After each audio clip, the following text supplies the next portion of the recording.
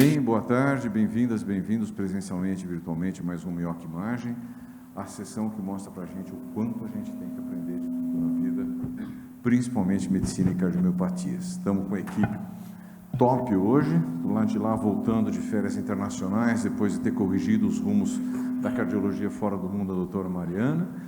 Do outro lado, o doutor Wendy, mostrando que a reunião é top e internacional, não importa o sotaque que você tenha, você pode mandar muito bem. Comprovando isso, tem o nosso Paul, o homem que descobriu o próton, e do meu lado aqui tem Eduardo Sasaki, um jovem brilhante, que seguramente vai um dia estar ocupando os lugares que hoje são nossos, e principalmente da nossa mestra e grande guia, a doutora Edileide, que vai falar para nós quem vai mostrar o caso. Tudo bem, Edileide? Tudo bem, Ibrahim. Boa tarde a todos.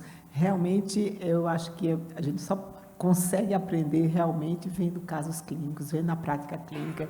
Ler é muito importante, mas a gente fazer, né, na prática, ter experiência é muito bacana. Quem vai apresentar o nosso caso hoje vai ser o Dr. Vitor Ferro, o segundo Vitor Ferro que passou no setor. Você acredita que tem mais um outro Vitor Ferro? Também, ele é o segundo. E no final vamos ter uma breve revisão do assunto com a doutora Renata. Então vamos começar, doutor Vitor, por favor.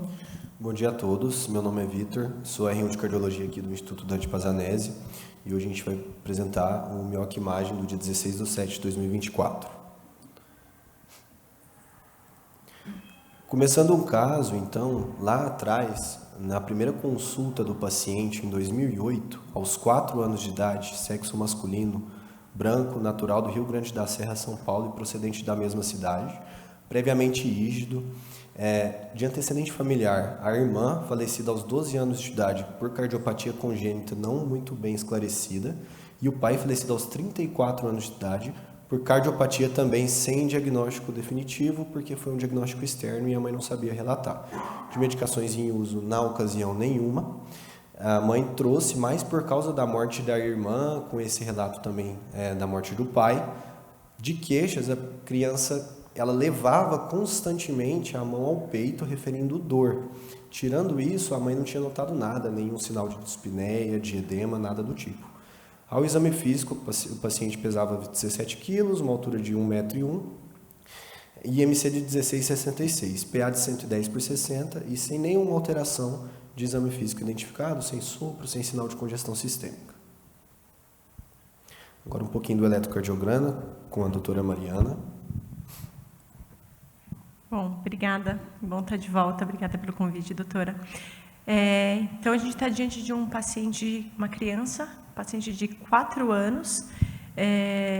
Quando nós olhamos as derivações do plano frontal, nós vemos um ritmo sinusal, um eixo do QRS, ele está positivo em D1, o QRS, mas quando a gente olha a AVF, ele está negativo. Que na criança isso chama atenção porque ele não desvia o eixo além de menos para 0 grau. Então, a partir do momento em que eu tenho já um QRS negativo em AVF, eu posso dizer que ele tem um desvio do eixo para a esquerda, essa paciente, mesmo com o D2 isoelétrico. Em relação ao intervalo PR, ele é um PR normal, lembrando que com 4 anos eu aceito intervalos PRs muito menores do que no adulto, então a partir de 80 a 90 milissegundos eu já considero o intervalo PR normal. Nas precordiais, eu tenho uma amplitude normal do QRS, V6, o R não cresce tanto, mas eu não consigo garantir que não tenha mau posicionamento de eletrodo.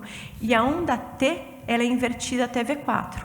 Habitualmente, a onda T juvenil ela é invertida até V3, mas pode sim ainda ser uma alteração, uma variante da normalidade até V4. Então, o diagnóstico para esse paciente é um ritmo sinusal, desvio do eixo para a esquerda, e o padrão da onda T até V4 pode ser ainda normal para a idade. Mariana, a onda P em D1, ela parece que D2 um pouquinho, que ela parece que ela é difásica, né? Parece que ela não está entalhadinha. O que você acha? Tem razão, doutora. Vendo por aqui, eu acho que fica mais fácil. Ela não tem uma onda P ampla, né? Maior que 120 ou alguma coisa pensando em bloqueio interatrial, né? Então, lembrar o bloqueio interatrial, a onda P ela é bífida, mas no adulto ela é maior que 120 milissegundos, mas para a criança ela seria menor. nós não falamos de bloqueio interatrial para criança, porque é uma doença de degeneração, então é uma miopatia atrial, que geralmente a gente vê em paciente idoso, mas sim, essa onda P bífida causa alguma estranheza, mas em V1 não me parece que tenha nada mais. Talvez é uma onda P um pouco mais negativa em V1 e V2, podendo se pensar na possibilidade de sobrecarga de átrio esquerdo aí, tá? Mas pelo Morris, não por ali, onda P mais bífida. Talvez já tenha alguma miopatia atrial. Mas você não exclui, então, que alguém pudesse pensar em sobrecarga de cavidades esquerdas e câmaras esquerdas? Sobrecarga de ventrículo esquerdo, eu esperaria ter mais R em V5 e V6, com alguma alteração de repolarização, pegando o V5 e V6, não só apical. Então, pensando que eu teria uma alteração de repolarização devido à sobrecarga de ventrículo esquerdo, eu pensaria que teria que ter mais em V5 e V6 em D1 AVL, não até V4. Mas eu tenho um R que ainda é normal, eu tenho um S que é normal em V1 e tenho um R em V5 e V6 que ainda é normal para a idade. Excelente, como sempre. Doutora, numa criança de 4 anos, né, só com o desvio do eixo para a esquerda, então, a princípio, sem sobrecarga de ventrículo esquerdo, tem alguma coisa das principais hipóteses que a gente poderia fazer, que são mais comuns, descritas numa criança? Edu, a primeira coisa que a gente sempre fala em relação à criança, tem uma variação da normalidade que eu acho que é muito pouco estudada, né? É normal, pode ser normal desvios de eixo para a direita ou para a esquerda, né? Então, eu posso ter coração estruturalmente normal, até com algum desvio, eu até posso, né? Quando a gente fala de desvio de eixo, a primeira coisa que nos vem à cabeça sempre é o bloqueio divisional anterosuperior, né? E principalmente o esquerdo, habitualmente. Na criança, que também geralmente a causa do bloqueio divisional pode ser hipertensiva, pode ser isquêmica, degeneração de sistema de condução, o que também não é habitual da criança.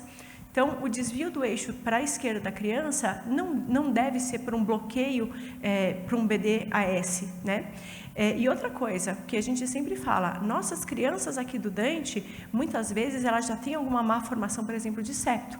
O defeito do septo AV, por exemplo, ele dá um desvio do eixo para a esquerda. E não é por bloqueio divisional, mas simplesmente pela má formação. Então, eu falo que é o padrão de BDAS que a gente está acostumado a ver no adulto. Que na criança, até a gente descreve muitas vezes, a gente vê descrito como um BDAS, mas que a gente sempre frisa como um desvio do eixo para a esquerda só. Porque o mecanismo fisiopatológico é diferente, entendeu? Mas aqui chama atenção, não é alguma coisa que me deixa tranquilo um desvio de eixo para a esquerda da criança, vale a pena ver se tem mais alguma coisa, principalmente com essa história dela de irmã falecida com 12 anos, né? Com a onda P estranha também. Oi? E com a onda P diferente, né? Depois eu falo onde eu vi uma onda P diferente assim, posso? Não.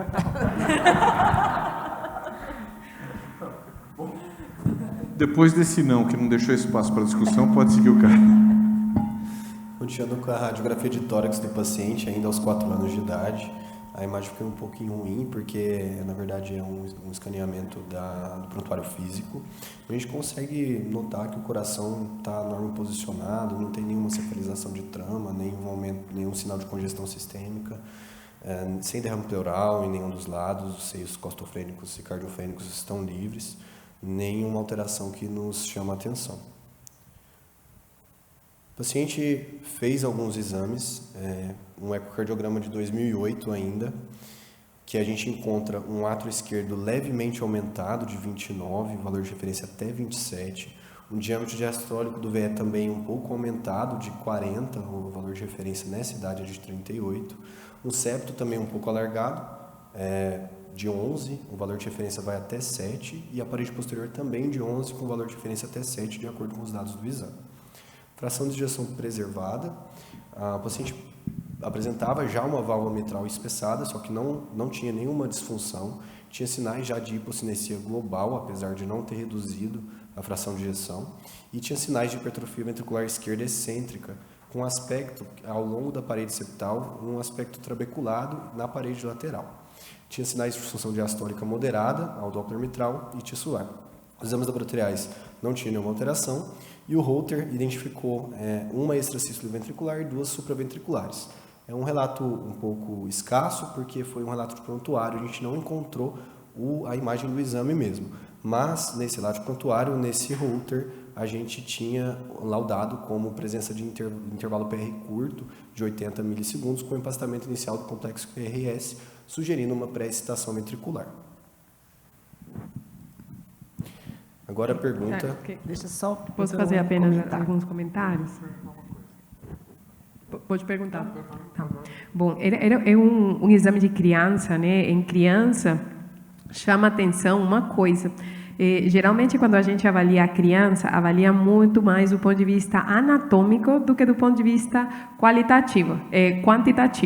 A gente fala que os exames do pessoal da cardiopatia congênita são extremamente anatômicos. Então, chamou atenção até o ponto deles fazerem todas as medidas. O septo e a parede, com o dobro de espessura, às vezes também pode ser por causa da forma de fazer a medida. E eles colocam que tem um aspecto trabeculado em parede lateral. Esse aumento da trabeculação, quando não é bem filtrado, pode parecer hipertrofia, quando na verdade é trabécula aumentada, que a gente não quantifica dentro da espessura do septo e da parede lateral no caso. Até porque eles quantificaram um septo e uma parede de 11 e deram HVE excêntrica. Então, quando a gente tira essas contas, a espessura relativa desse paciente não daria para HVE excêntrica. Espessura relativa é uma fórmula que a gente utiliza para caracterizar o padrão geométrico da cavidade. A gente fala, esse paciente deve ter uma massa aumentada, vamos ver se essa massa cresceu para fora, do ponto de vista excêntrico, ou se cresceu para dentro, porque a parede ficou muito espessa. Então, tem algumas coisas que podem não estar batendo nesse resultado, mas tem uma coisa que chama atenção, eles deram uma hipocinesia global, mesmo com função ventricular preservada, e esse aumento da trabeculação, que em crianças deve ser estudado. Até porque já tem sinais de disfunção diastólica moderada, ou seja, já eles devem ter quantificado sinais de aumento das pressões atriais. Você respondeu uma das coisas. Bom, vamos em frente. Você respondeu uma parte da minha pergunta, mas acho que não vou perguntar mais para não dar spoiler. Vamos em frente. Embora não conheça o caso hoje. Perguntar uma coisinha do Holter. A doutora Mariana falou que criança pode ter o PR um pouco menor, né? Que nem aqui, 80 milissegundos no Holter. Já preocuparia você nessa criança? Edu, valeria muito a pena ver o traçado, porque 80 milissegundos ainda pode ser normal. Habitualmente uma tendência realmente a estar mais curto, né? Mas o intervalo PR de 80 milissegundos, ok, causaria um pouquinho fixo principalmente, né? Porque ele é variável, ele deveria ser variado. O que chama a atenção é que ele descreve como empastamento inicial também do QRS, né? Não só o intervalo PR curto, ele não descreveu só o intervalo PR curto pensando pode ser normal ou não da criança, a gente que se vira com os dados clínicos, mas ele foi enfático em relação ao empastamento inicial da prestação que eu, de fato, não consegui perceber no eletro de 12. Tá. Pode ir em frente, aí quando você mostrar as alternativas eu vou fazer uma pergunta para o Eduardo. Então, começando com a nossa hipótese diagnóstica do paciente, depois a gente observar os exames. Seria uma taquicardiomiopatia, uma síndrome de Wolff-Parkinson-White, um miocárdio não compactado ou uma miocardiopatia dilatada familiar. Antes de vocês responderem, Eduardo, o que você acha que a pessoa tem que levar? Eu sei que você sabe do caso, mas assim, considerando o que foi discutido até agora, o que você acha que são pontos chaves para o raciocínio para a pessoa antes da pessoa levantar a mão? Então, lembrando até agora, né, uma criança de 4 anos, tem um histórico familiar que chama atenção, né? A queixa da criança que ela colocava a mão no peito, referia dor, a gente não consegue levar tanto em consideração, né? Na questão do traçado do eletro, que nem a doutora Mari falou, até agora não tem nada muito específico, mas tinha um desvio do eixo para a esquerda, né? No eco também algumas alterações. Assim, dentre essas hipóteses, para a gente pensando um pouco, taquicardiomiopatia, né? No Holter a gente não tem descrito as frequências, para a gente saber se tinha uma frequência média mais alta, se tinha algumas outras arritmias descritas, né? A questão do Wolff-Parkinson-White, que eu até perguntei, porque, né, o PR curto, a gente não viu onda delta e não tem sim. Não responde. Não, eu queria só pensando os no pontos raciocínio, chaves. mas eu acho que assim, até agora a gente tem uma criança com uma história familiar importante, né? Sem alteração no exame físico. E com uma queixa de dor que pode ou não ser valorizada. Isso. Tá bom. Vamos perguntar para o doutor Pedro? Vamos perguntar para o doutor Pedro agora. Pedro, Já teve a força dada você tem pelo que Eduardo? votar numa dessas opções. Qual seria sua opção escolhida?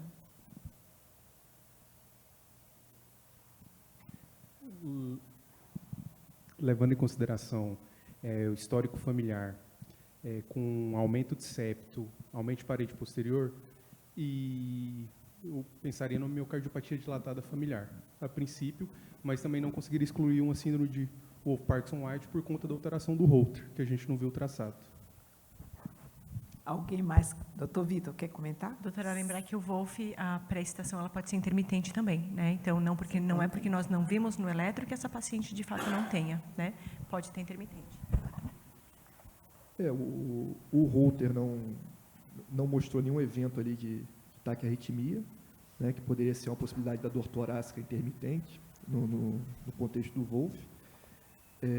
E apesar de muitas cardiopatias terem, apesar de uma síndrome que une, né, associa com Wolff, pensando numa cardiopatia estrutural, a princípio eu não pensaria no Wolff-Parkinson-White.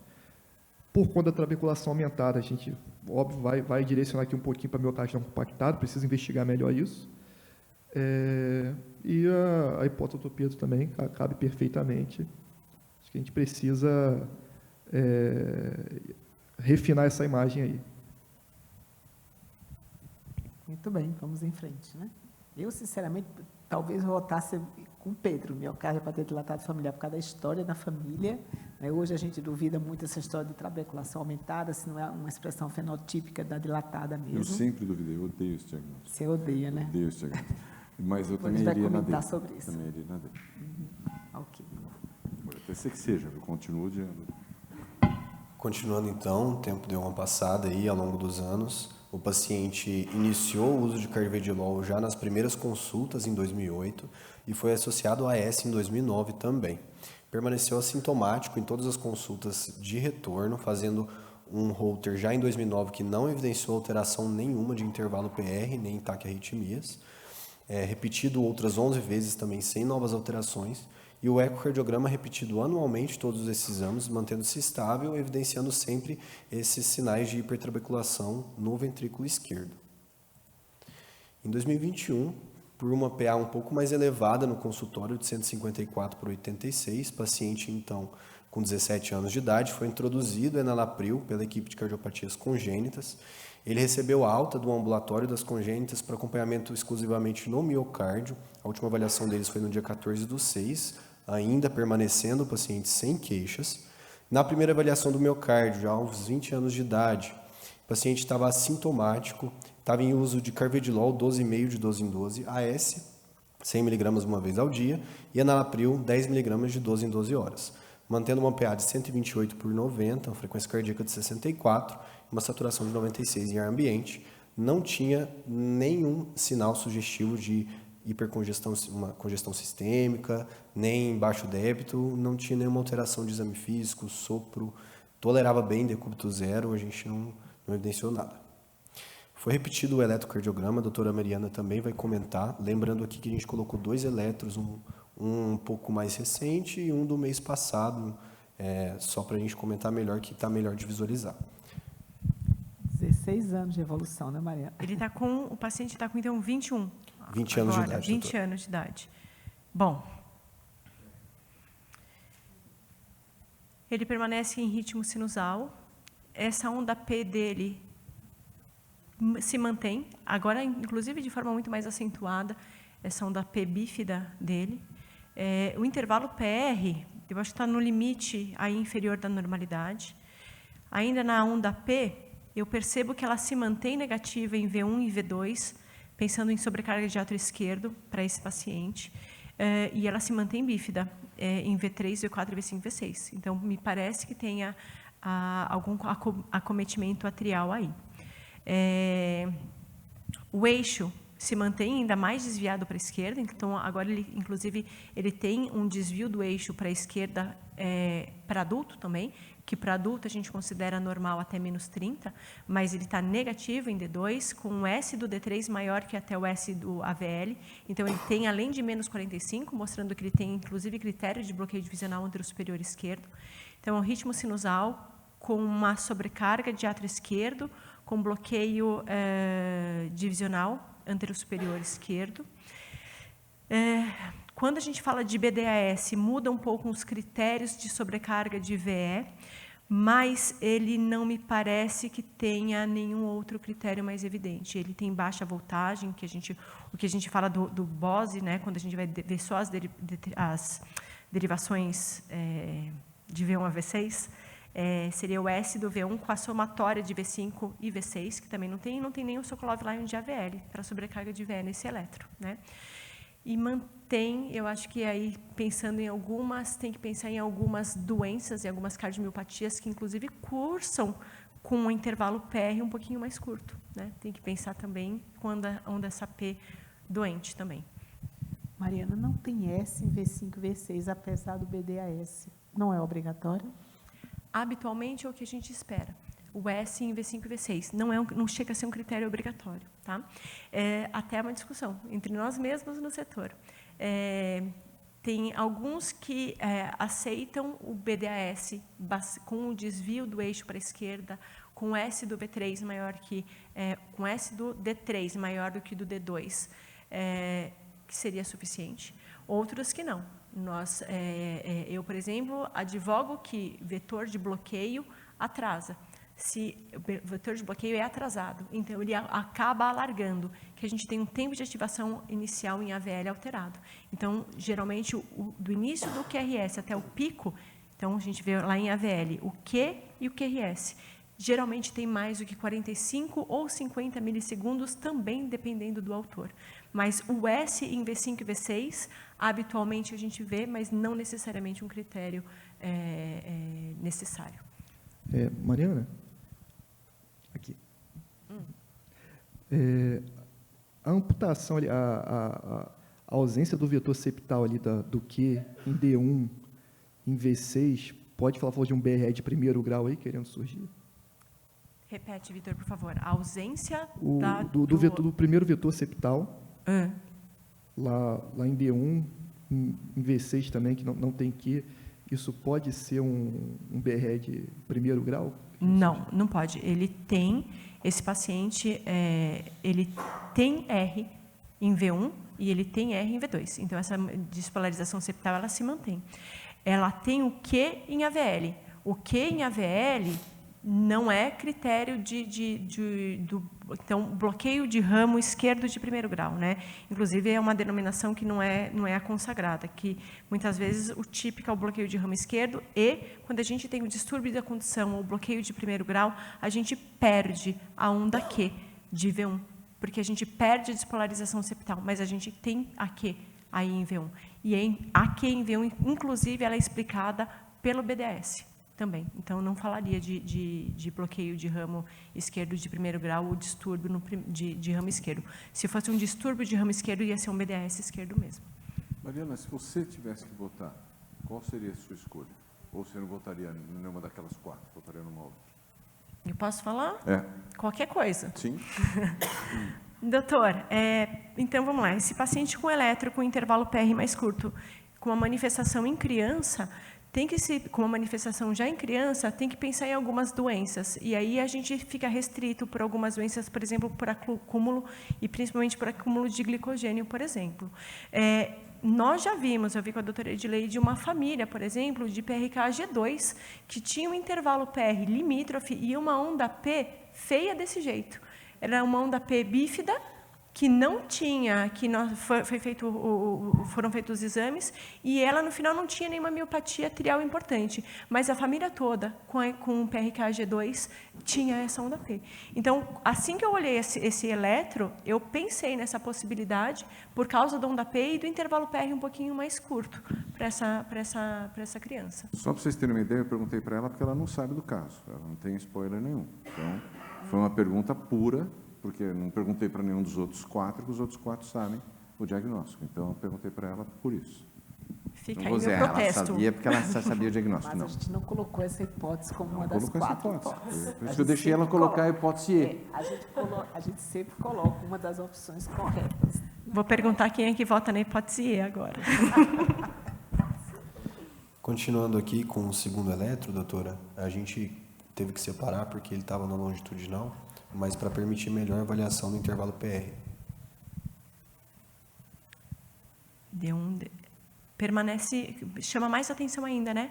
A onda P bífida em D2, e me parece realmente que está menor que 120 milissegundos, então não tem um critério de bloqueio interatrial, mas ela tem uma miopatia atrial. Eu diria que algo nesse átrio ele tem, esse paciente, com desvio do eixo para a esquerda. Começando a contar do começo da onda P, não tem PR curto, né? Que a P é larga, né? Não, volta um pouquinho, Vitor, por favor. Começando ele é bem limítrofe. Ele vai dar, talvez, aí de 120 milissegundos mesmo. Não vai ser muito maior do que isso, não. Daria como limítrofe mesmo.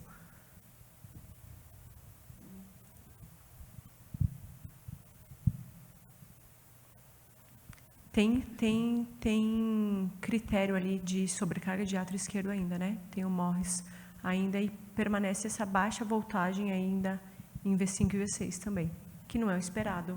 Também sem o S, né, doutora? Do BDS também, que não tem aqui. Chama muita atenção o intervalo PR limítrofe com essa onda P também. Continuando com a radiografia de tórax mais recente do paciente, feito no dia 3/7 de 2024, ainda mantendo os padrões de normalidade, sem sinal de congestão pulmonar, sem aumento do volume da área cardíaca pela radiografia. Considerando, então, o resultado dos exames falados para vocês, quais seria o próximo exame a ser solicitado para auxílio diagnóstico desse paciente? Letra A, ressonância magnética. Letra B, a gente vai repetir o eco e o Holter para ver se identifica uma nova alteração. Tomografia cardíaca com contraste, letra C, ou já de partir direto para o teste genético, letra D de dado. Vamos pedir para o pessoal levantar a mão? Vamos lá. Quem pediria uma ressonância magnética? Paulo, fecha o olho.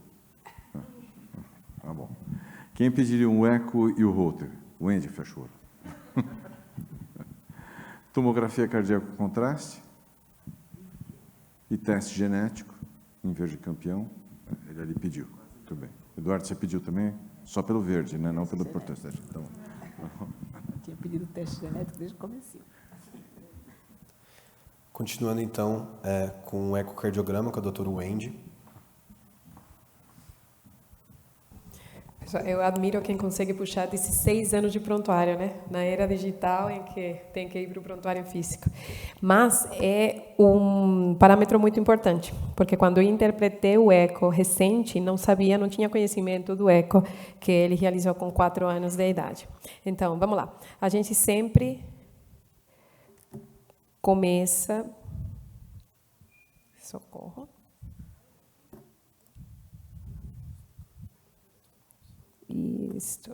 Isso que acontece quando a gente está ao vivo. Vamos lá. Falou que ia fazer isso. A gente começa, habitualmente o nosso exame começa pela imagem paraesternal, que a gente chama de eixo longo do ventrículo esquerdo. Nesse paciente, a gente realizou as medidas e o ventrículo esquerdo, não conheço a superfície corpórea dele, mas 56 milímetros de diâmetro diastólico final pode ser considerado normal ou no limite superior da normalidade.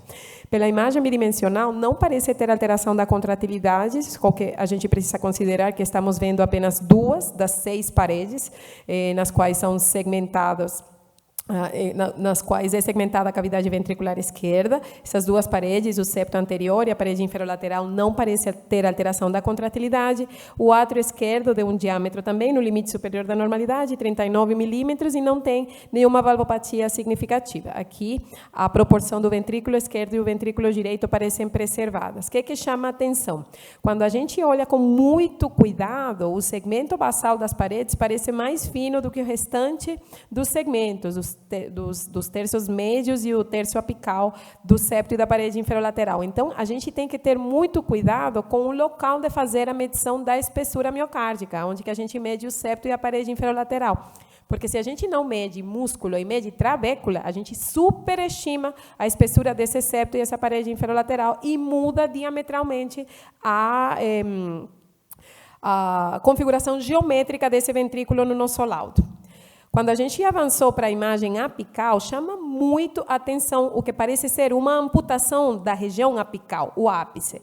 Observem aqui, os senhores, como na região apical, em imagem de 4 câmaras, de 3 câmaras e de 2 câmaras, parece que o ápice está amputado. Quando a gente vê essa ocupação do ápice, as nossas principais hipóteses que precisam ser afastadas será que isso aí é um trombo, uma endomiocardiofibose, uma miocardiopatia hipertrófica com predomínio apical ou são apenas trabéculas? É isso que tem que estar no restante do exame para ser desvendado. Para ser um trombo, teria que ter alteração da contratilidade, uma alteração significativa para essa estase sanguínea conseguir gerar um trombo. Então, trombo não parece ser. Yamaguchi ainda pode ser se eu não conseguir desvendar se isso aqui é trabécula ou músculo. E não tem um aspecto característico da endomiocardiofibose, que é esse aumento da ecogenicidade, da refringência do endocárdio, que pode, inclusive, gerar sombra acústica para os segmentos basais e até apagar os átrios. Então, como é que a gente faz para descobrir isso? Também chamou a atenção que a fração de ejeção era normal, mas no limite inferior da normalidade. Para saber o que está nesse ápice, habitualmente a gente tem que contrastar, pessoal. Então, uma ferramenta muito útil que a gente tem é contrastar com color. A gente utiliza o color do nosso exame e leva o color para a região onde parece ter um aumento da espessura. Se o color preenche, quer dizer que aquilo lá não é trombo, que aquilo lá não é músculo, que aquilo lá provavelmente seja trabécula. Então, em função disso, dá para medir quanto que é a espessura total da parede e quanto que é a espessura da trabécula. Para quê? Para a gente tentar caracterizar como aumento da trabeculação.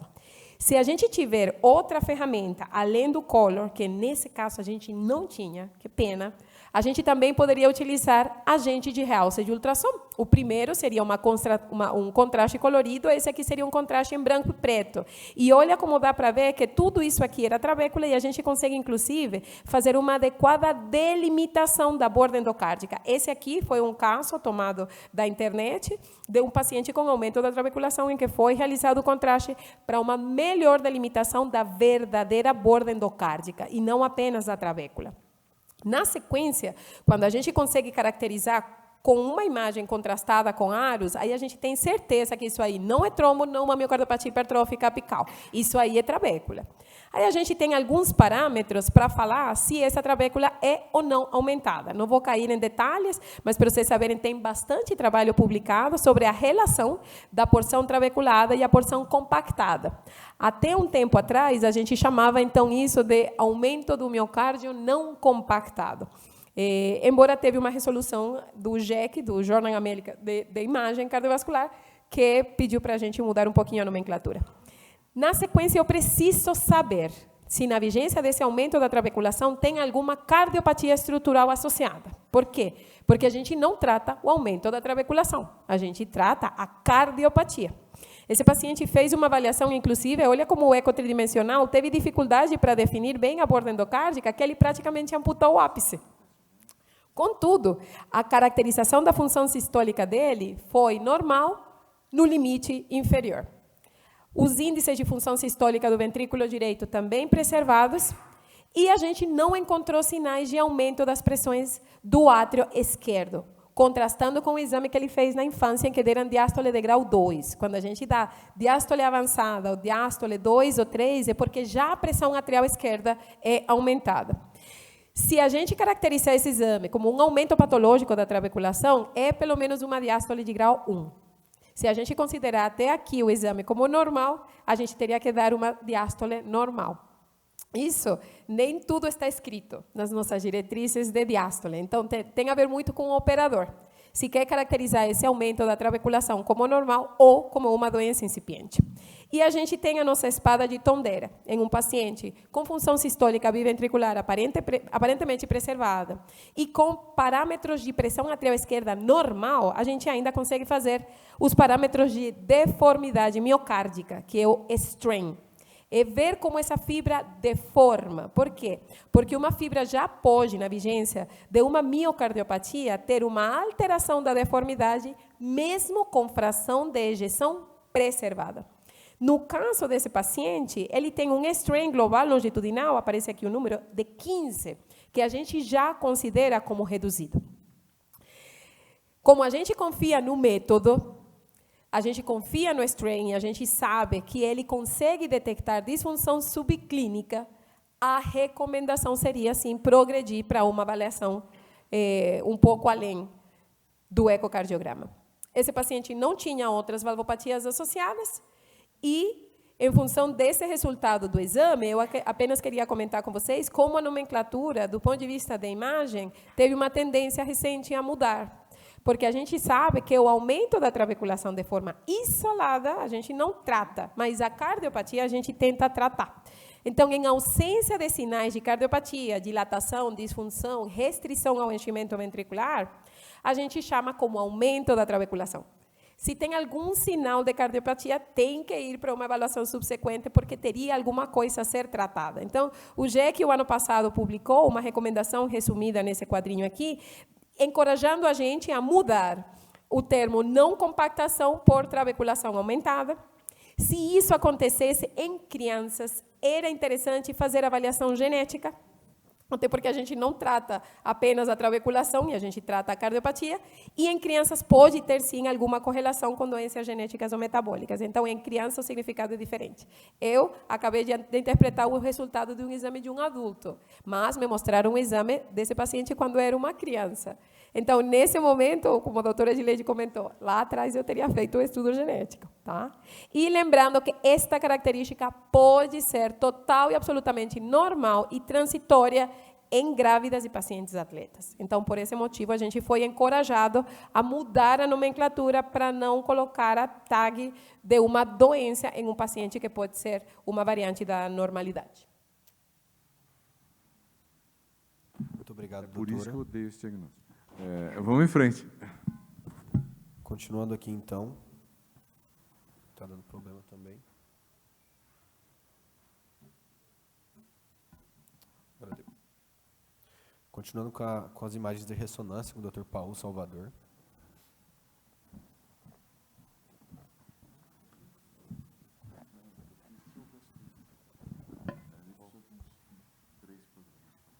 Obrigado pelo convite, como sempre um prazer.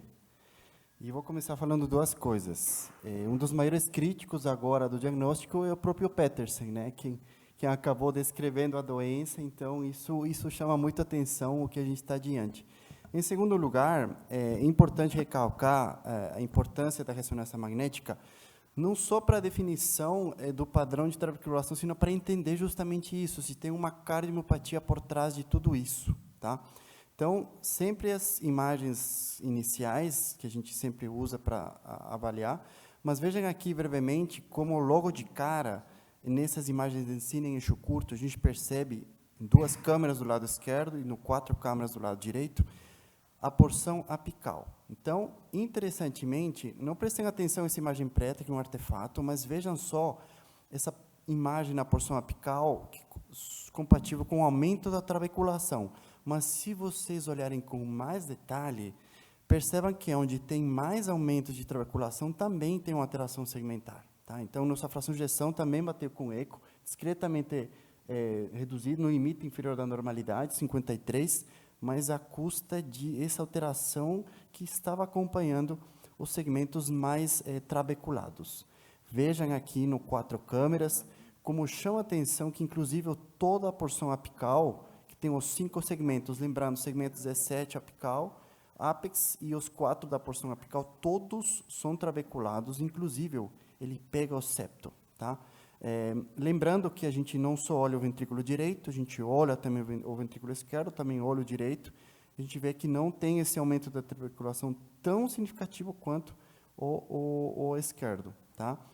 No sino em eixo curto, é a imagem que a gente usa para estabelecer justamente a fração de ejeção, para quantificar o grau de não compactação miocárdica, ou no caso de trabeculação, e vejam a porção apical, como ela tem uma trabeculação em todos os segmentos da porção apical, e ela pega o septo anterolateral, e vejam só uma coisa muito interessante, quando vocês vão para a base, vejam aqui os músculos papilares, mas a origem deles é tudo trabeculado até a porção média. Então, eles estão uma morfologia bem atípica, que a gente não costuma ver nos corações que não têm esse tipo de apresentação.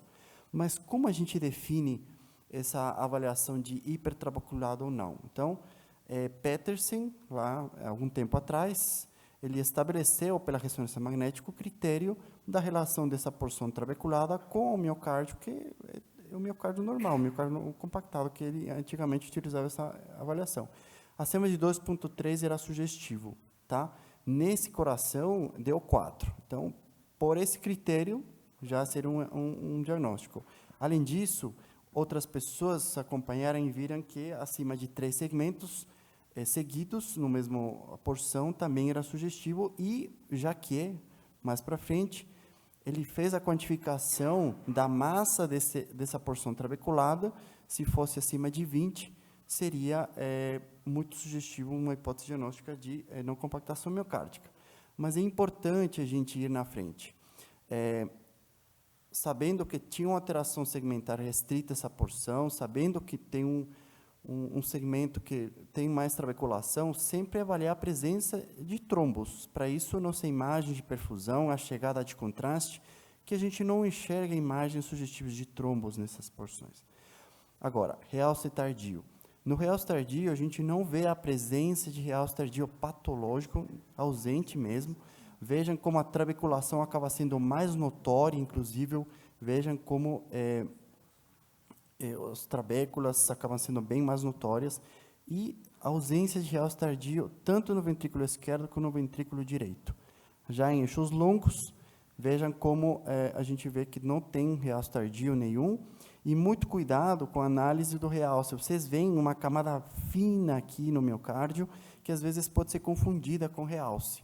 Então, do ponto de vista de ressonância magnética, pela descrição daqueles critérios antigos, entraria assim como um aumento da trabeculação miocárdica acentuada, envolvendo várias porções, porção apical, com mais de 40% da massa da porção trabeculada, lembrando que acima de 20 já é positivo pelo critério Jacquier, mas a situação não é muito fácil. Tá?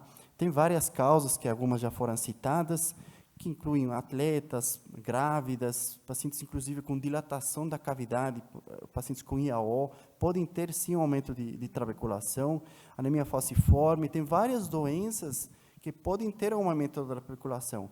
Mas vocês veem que a cada 3, 4 anos tem novos critérios, mas ainda a doença não está sendo muito descrita. Então, meu comentário é, provavelmente a gente está enxergando uma doença com uma lanterna e pegando muita gente que não tem a doença, mas a gente não está olhando com laser. Né? Então, o valor preditivo e especificidade da doença ainda a gente não consegue, porque tudo começou com Petersen, então todos os critérios que foram para frente utilizaram ele como padrão de ouro. Então, lembrando isso, mas com certeza, pela nossa ressonância, é um exame alterado, um aumento de trabeculação patológica envolvendo mais de 6 segmentos. Então, com certeza, tem que ir na frente investigar. Seria interessante ver essa questão genética, sobretudo, diante desse paciente. Paulo, você tem dúvida? Em primeiro lugar, você e o Andy foram brilhantes, os dois. Uma pergunta filosófica para você.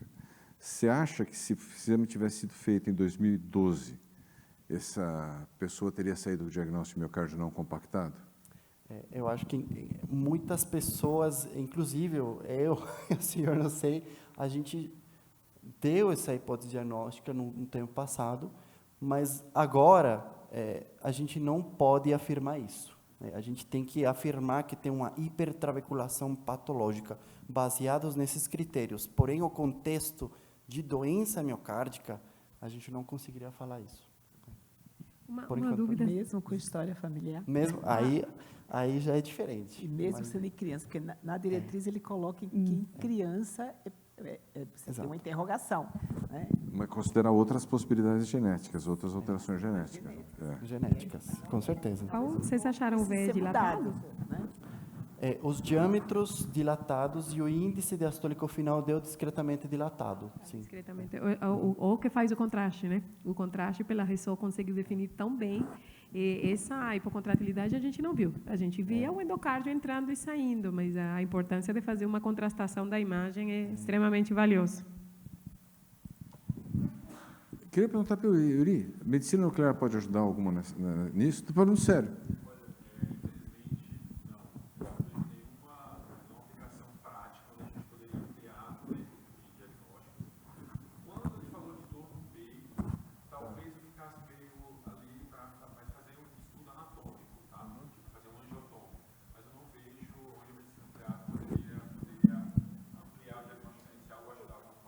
Era uma pergunta mesmo, porque é uma situação tão desafiadora para quem dá o laudo, que, assim, eu, sinceramente, é o diagnóstico que mais me atormenta.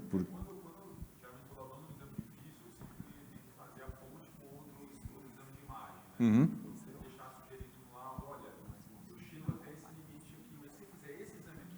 Vai ajudar lá.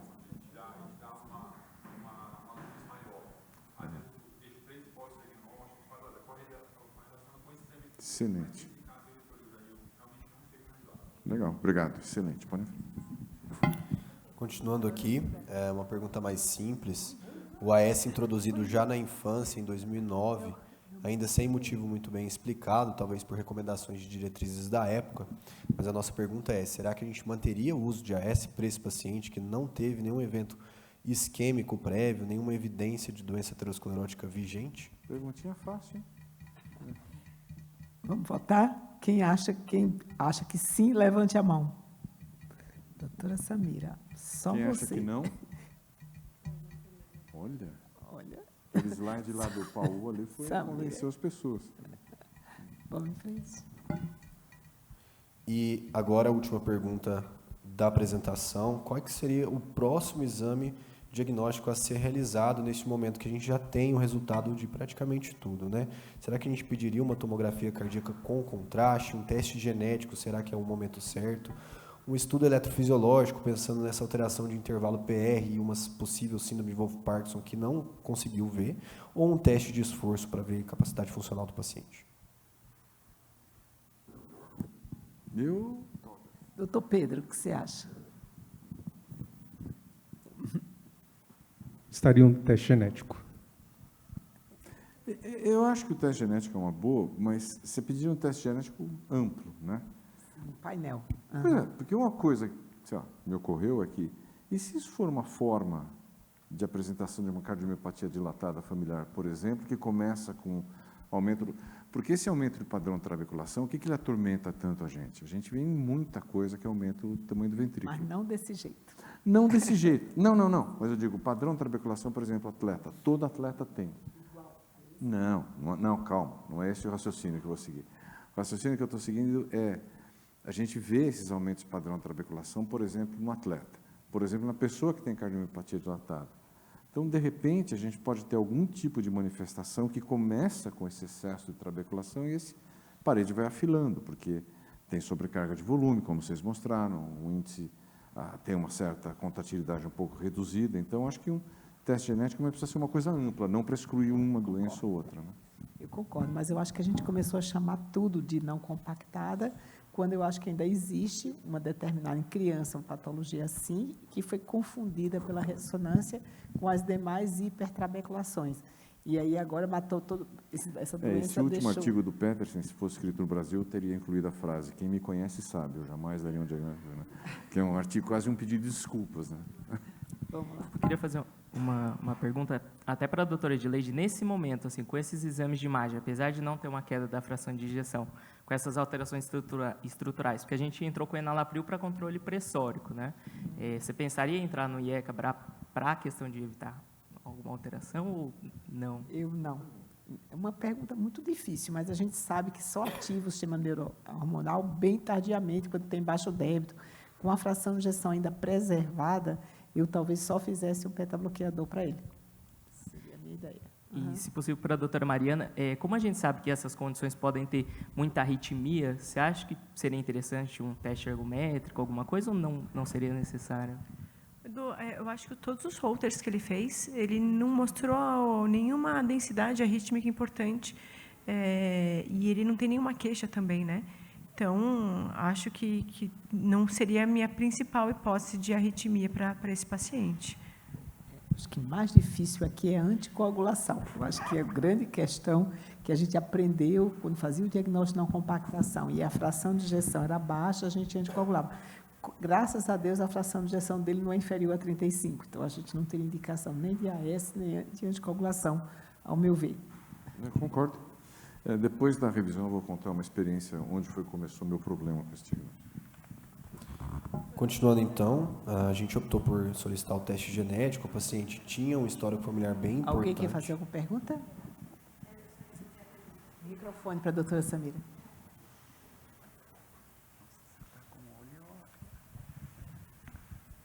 Na minha época, Ibrahim, quando a gente tinha trabeculação, assim, já de criança, essa fração no limite, eu já acho que ela para a criança já é baixa, porque a criança não teria esse limite. A gente sabe que ela é bem mais, uma fração bem mais elevada. Então, desde o começo, eu já achava um exame alterado. Síndrome de Wolff com trabeculação não é uma coisa encontrada. Mas, na minha época, quando tinha trabeculação, se pensava realmente na anticoagulação pelo fato da estase ali. Então, foi dado AS, e aí a pergunta, fez a ressonância, não tem trombo, mas estava com AS. E o AS, com Chagas bate, ela evita o trombo, então não dá para a gente afirmar que o AS não ajudou. Tudo bem, as evidências, novos trabalhos de hoje, como o Ibrahim falou, mas na minha época era dessa forma, sim. Partindo para as conclusões do caso, então, a gente suspendeu o uso de AS, não tinha nenhuma indicação evidente, e foi solicitado o teste genético, como já havia falado para vocês. A gente concluiu que, apesar das diretrizes mais recentes, principalmente a da European Society, do ano de 2023, ela desencorajar o uso do termo miocárdio não compactado e orientarem o uso do termo hipertrabeculação, esse paciente ele tinha um histórico familiar compatível e uma doença já iniciada na infância, talvez demonstrando que a origem da cardiopatia dele era muito mais estrutural congênita do que secundária a, por exemplo, uma dilatação ventricular.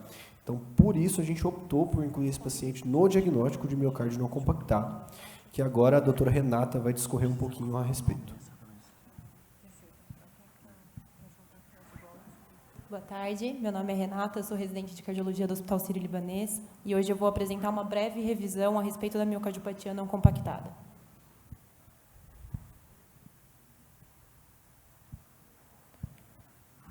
A primeira descrição em relação à miocardiopatia não compactada, ela denota em 1932, quando Bellet e Gooley, que são dois patologistas, descrevem o primeiro caso de hipertrabeculação numa autópsia de um recém-nascido. Algumas décadas após, em 1984, Shin, ele descreve uma série de 8 pacientes que apresentavam não compactação isolada do ventrículo esquerdo, e dentre esses pacientes continham pacientes com idades entre 11 meses a 22 anos, que foram seguidos por 5 anos, tendo principais manifestações clínicas de desenvolvimento de insuficiência cardíaca, arritmias ventriculares e eventos embólicos.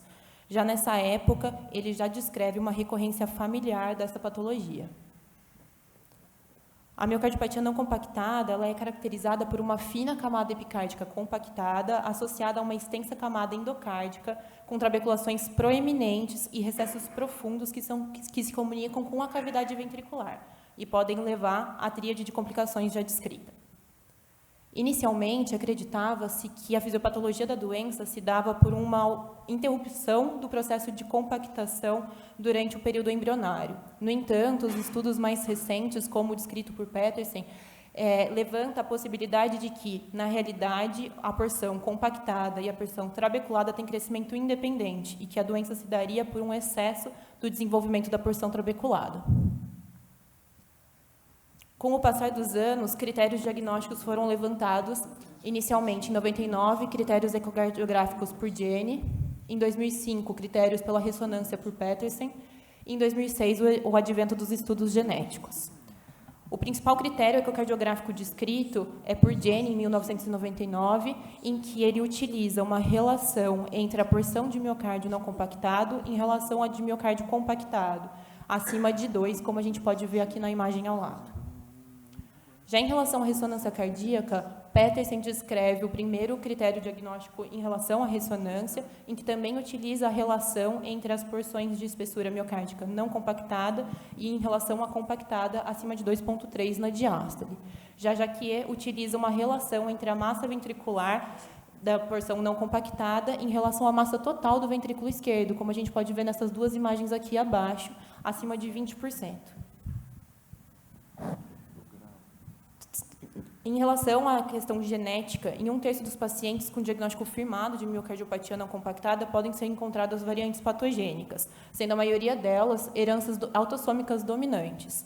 Em revisão sistemática publicada pela American Heart Association em 2019, 80 genes foram identificados como possíveis causadores, sendo que em 52% dos casos são descritos genes de variantes sarcoméricas. A partir disso, a doença passa a ganhar reconhecimento. E entre 2006 a 2013, tanto as sociedades europeias quanto a americana reconhecem finalmente a origem de miocardiopatias não compactadas e começam a incluí-la em posicionamentos e diretrizes. Em 2006, tem a primeira classificação de cardiomiopatias pela American Heart Association, em que a não compactada é englobada como uma cardiomiopatia primária de origem genética, sendo um achado isolado ou podendo estar presente em associação com outras cardiopatias. O seu diagnóstico fica estabelecido por exames de imagem e a história natural já mencionada previamente. Esse posicionamento ele é considerado ainda também em 2013, na diretriz de insuficiência cardíaca, onde a cardiomiopatia não compactada entra no rol das cardiomiopatias familiares. Já em relação à diretriz europeia, ela é incluída nas cardiomiopatias não classificadas, como uma causa de dilatação ventricular e disfunção sistólica, podendo estar apresentada ou na forma isolada ou em outra associação com outras doenças cardíacas congênitas, mas já é citado ela podendo ser um traço morfológico compartilhado por outras cardiomiopatias. A sua prevalência é trazida como de forma incerta, na forma isolada, sendo relatada em até 0,014% dos ecocardiogramas. Uma revisão sistemática publicada em 2020 no Jornal Europeu traz estudos de prevalência da doença utilizando os métodos ecocardiográficos e o método descrito por Petersen na ressonância. Nota-se que em pacientes, em cortes de pacientes sem diagnósticos cardíacos, esse diagnóstico ele pode ser alcançado em até 36% dos pacientes utilizando os diagnósticos de Petersen. Com isso, passa-se a perceber que a hipertrabeculação ela é presente em diversas outras patologias ou grupos de pacientes, como pacientes com doenças neuromusculares, pacientes gestantes, atletas com hemoglobinopatias, doença renal policística ou ainda com disfunção cardíaca associada à quimioterapia, sendo que em alguma delas ela pode ser uma manifestação reversível. Dessa forma, começa-se a questionar a existência da doença como uma cardiomiopatia de forma isolada, e o principal questionamento vem em 2023, quando a diretriz europeia deixa de considerar ela como uma cardiomiopatia isolada e traz ela como uma expressão fenotípica, podendo inclusive ser uma derivação da normalidade, e sugere a alteração da nomenclatura para a hipertrabeculação. Da mesma forma, Petersen, que inicialmente descreveu os critérios pela ressonância da patologia, traz um artigo agora em 2023 em que ele refuta a possibilidade de miocardiopatia não compactada como uma doença em específico e levanta 4 principais questionamentos. O primeiro deles é a alteração da nomenclatura para uma trabeculação excessiva. O segundo é que ele realmente pode ser uma variação da normalidade, podendo estar presente também em pacientes que têm um aumento da pré-carga, como pacientes atletas ou gestantes, podendo inclusive ser reversível nesses casos, que o manejo clínico desses pacientes ele não deve ser determinado pela presença única da hipertrabeculação nos exames de imagem e que naqueles pacientes neonatos e crianças que tem menos dados disponíveis em relação à doença, deve ser considerado doenças neuromusculares ou alterações genéticas e metabólicas. Muito obrigada.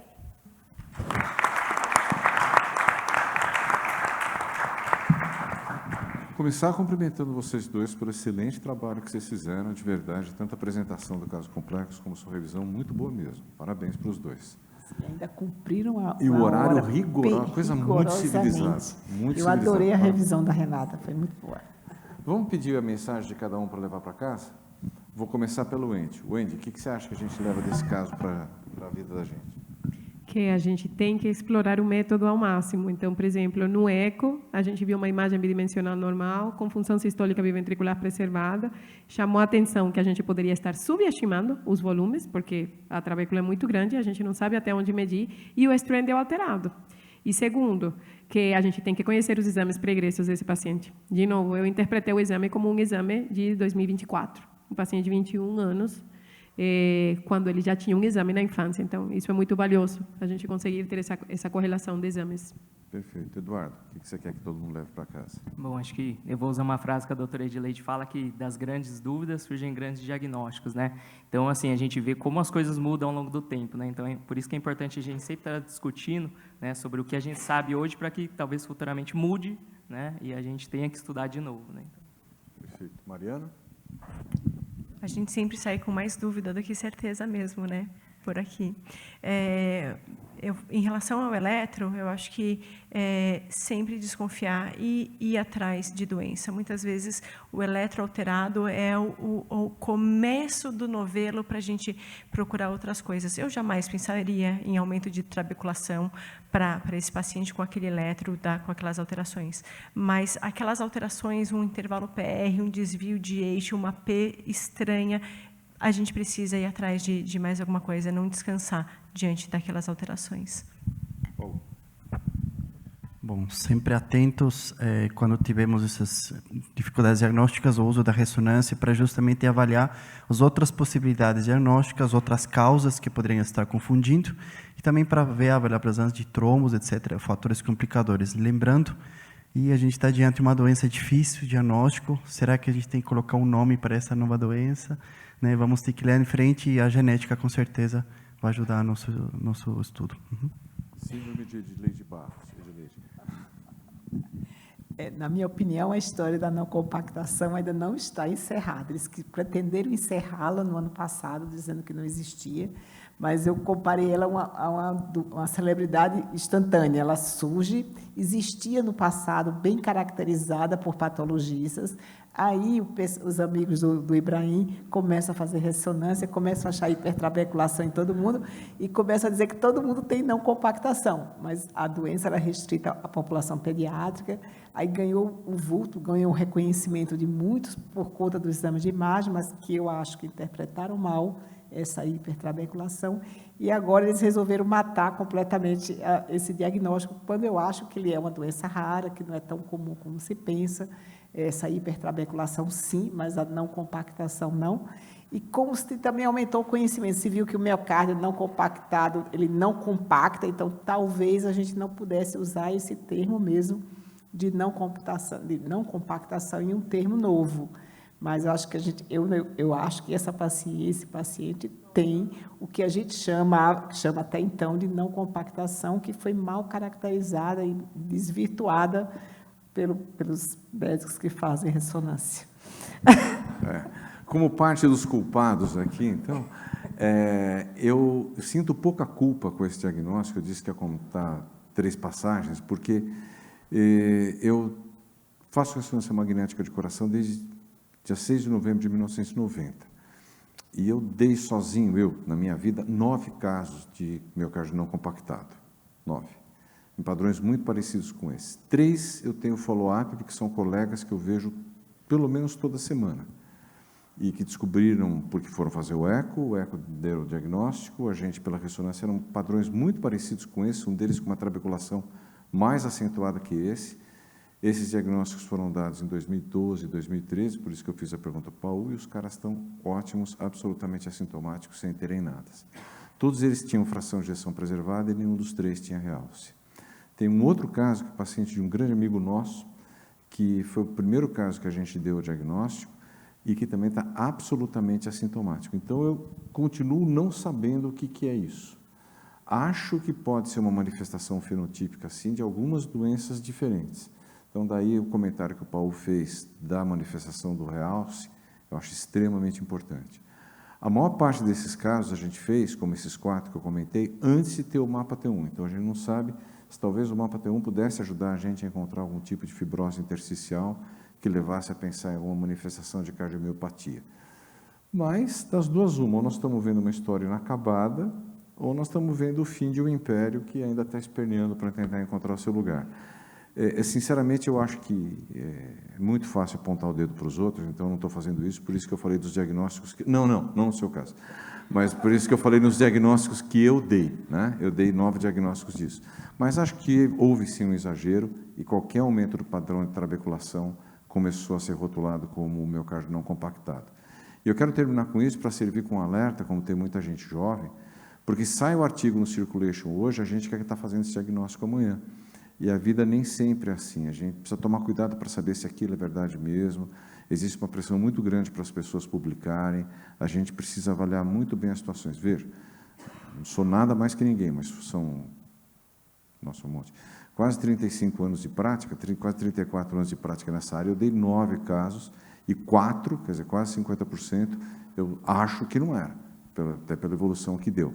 Então, a gente precisa tomar muito cuidado com as novidades. A gente não pode, é claro, comer mosca, deixar passar coisa importante, mas não tenha pressa de passar para a sua vida prática o artigo que saiu essa madrugada, porque pode ter muita coisa por trás, a gente precisa ter experiência com o assunto para poder aprimorar a nossa prática clínica. Falando em experiência, semana passada nós não estivemos, a semana que vem estaremos, então, com mais um caso que vai nos fazer, pelo menos, ter reflexões filosóficas sobre a medicina. Obrigado, parabéns mais uma vez e até semana.